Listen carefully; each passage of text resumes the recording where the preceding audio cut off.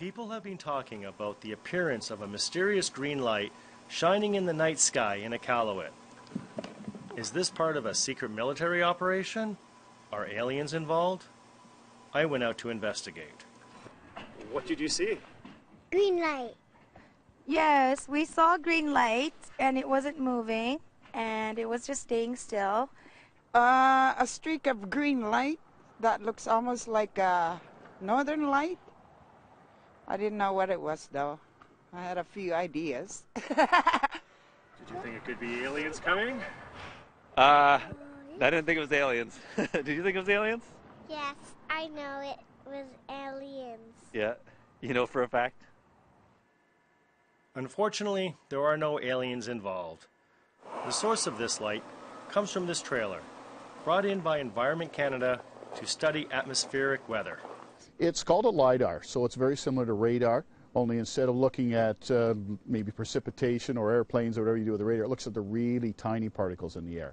And those are called aerosols or particulate matter. So what it does is it allows one to measure where those particles are in the air at different altitudes and how much there are there. So it's very good from near ground up to 15 kilometers or so at telling us exactly what's above us.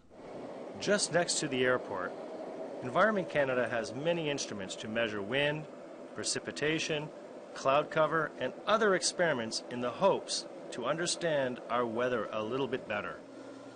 This LiDAR laser is just the newest in their arsenal.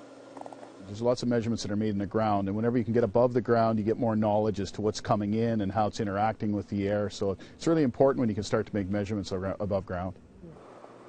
When the red lights are flashing, the laser is working, even though the eye can't see this laser in the daytime.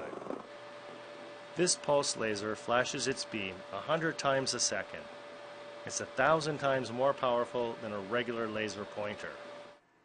Running 24/7, this high-tech trailer is designed to work remotely. What you see here is the main laser. So this is what's emitting right now, and you can see a little bit of the green light there maybe going up the tube. So it's directed onto a prism which directs that light directly above this trailer.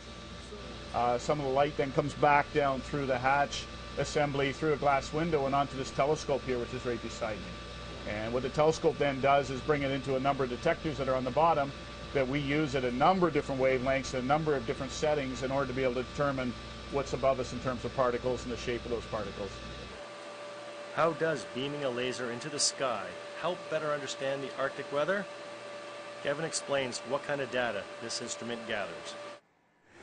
You can see water clouds, you can see ice crystals forming, you can see aerosol layers all at the same time when you're looking at this type of information. So you have a lot of information, you know exactly where those things are within a few meters, and it gives you an opportunity then to be able to determine what's going on in the atmosphere, how are things mixing, how are they being transported into the area, and how they impact weather forecasting.